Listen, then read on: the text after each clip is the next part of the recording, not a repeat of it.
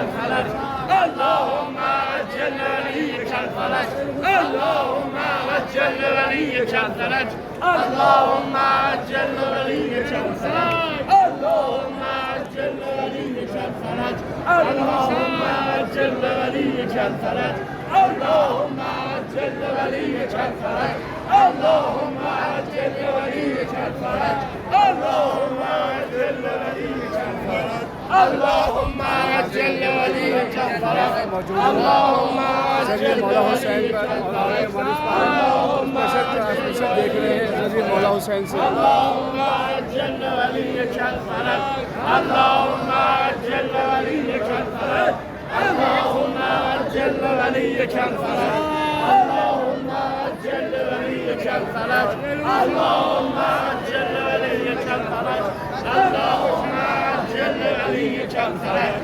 اللهم عجل لوليك الفرج اللهم عجل لوليك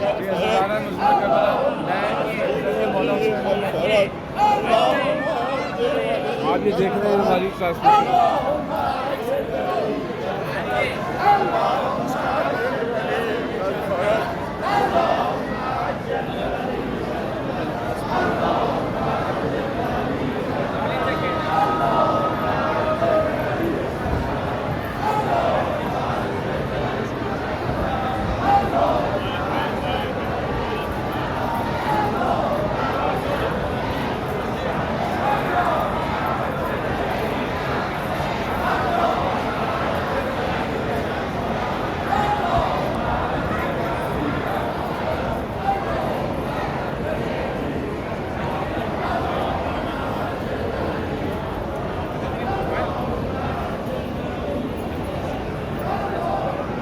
दादा ने मंदिर करबला मैं हाफिज रजी मौला हुसैन के रोज़े पे और ये लाइव ट्रांसमिशन आप देख रहे हैं मौला हुसैन के रोज़े से